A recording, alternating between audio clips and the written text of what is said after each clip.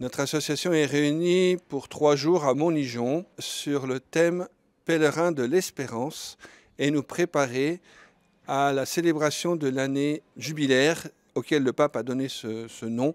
Alors en 2024, je crois que nous sommes, nous déjà, nous recteurs, nous sommes des pèlerins d'espérance. Je crois que tout homme et toute femme en ce monde est un pèlerin d'espérance. Nous vivons, notre vie est un long cheminement. Voilà, nous vivons de notre naissance jusqu'à notre mort. Nous progressons dans notre vie humaine et cela peut être perçu effectivement comme un cheminement, comme une avancée, comme un déplacement. Donc chacun et chacune d'entre nous a cette expérience de sa vie comme étant un chemin. Mais ce chemin, nous pouvons le vivre aussi à la manière d'un pèlerinage. Ce pèlerinage, ce n'est pas un chemin qui va d'un point à un autre seulement. C'est un chemin qui nous aide à découvrir qui nous sommes, d'où nous venons, où nous allons et pourquoi nous sommes ici. Pourquoi notre vie et le sens de notre vie. Parfois, ce sens nous paraît vraiment caché, nous paraît vraiment trouble. On a tellement l'impression de marcher souvent dans le brouillard ou dans la nuit.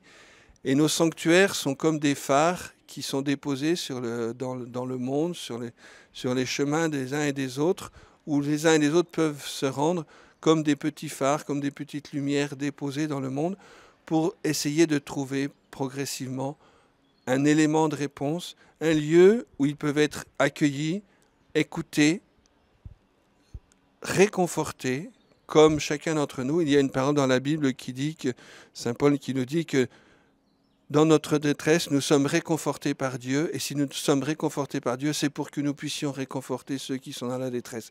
Voilà, il y a cet échange, ce cheminement dans l'espérance, ce chemin de nos vies. Nous, recteurs, les gens qui vivent dans nos sanctuaires, les personnes qui accueillent, les chrétiens devraient être dans le monde ceux qui sont là pour réconforter par leur expérience, par ce qu'ils ont déjà parcouru de leur chemin de vie, aider, réconforter, éclairer ceux qui semblent plus encore dans le brouillard ou dans la nuit. Et ce n'est pas une question d'âge, ce n'est pas forcément les vieux qui doivent forcément aider les jeunes, c'est le cheminement dans la foi, ce cheminement dans l'expérience humaine. Et il y a des personnes jeunes qui ont vécu déjà des épreuves très fortes, très lourdes, et qui peuvent tirer un enseignement de ce qu'elles ont vécu pour aider des personnes plus âgées.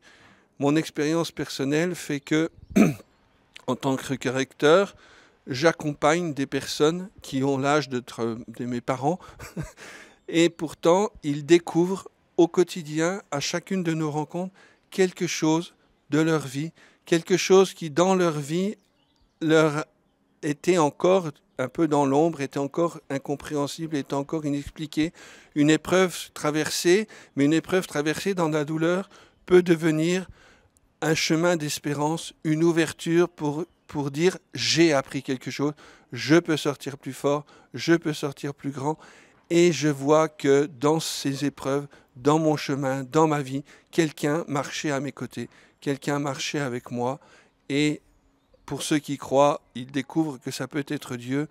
Pour d'autres, ils peuvent découvrir une présence, et cette présence, progressivement, pour apprendre le nom de Dieu, pour apprendre cette figure spirituelle, mais surtout cette figure humaine du Christ, cheminant comme avec les pèlerins d'Emmaüs. Mais nous croyons forcément que ce premier de cordée, c'est le Christ qui a vécu, lui, l'épreuve ultime.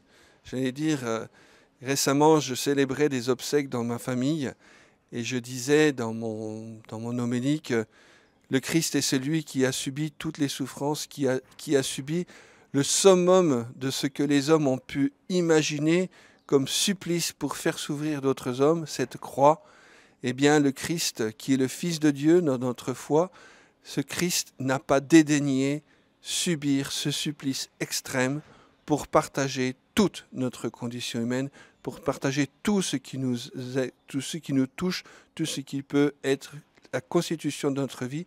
Et il est le premier de cordée dans l'humanité, il est le premier de cordée dans ceux qui souffrent, mais il est aussi le premier de cordée pour les ressusciter, pour ceux qui entrent dans la vie de Dieu. La parole nous dit qu'il est la tête qui entraîne son corps, la parole nous dit qu'il est le premier ressuscité pour être lui-même le frère de tous les ressuscités. Une recette pour accueillir, avoir le cœur ouvert.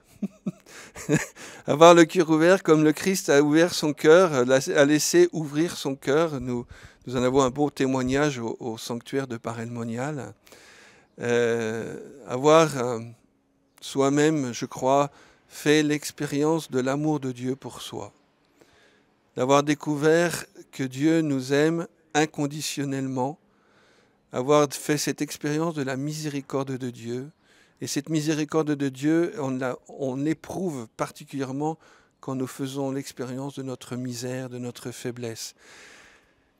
Pour essayer d'être un bon recteur ou un bon accueillant, eh bien, il faut être soi-même descendu dans sa misère pour justement sortir de sa superbe, descendre de son piédestal, de celui qui sait, pour être celui qui vit avec, celui qui écoute, celui qui chemine avec.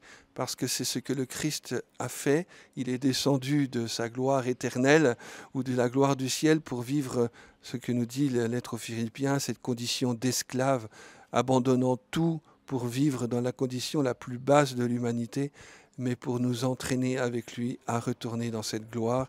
Et c'est ça notre grande espérance, c'est cela notre grande joie aussi, parce que c'est en plaçant notre espérance en lui que nous pouvons effectivement traverser ce chemin de notre humanité en pèlerin d'espérance.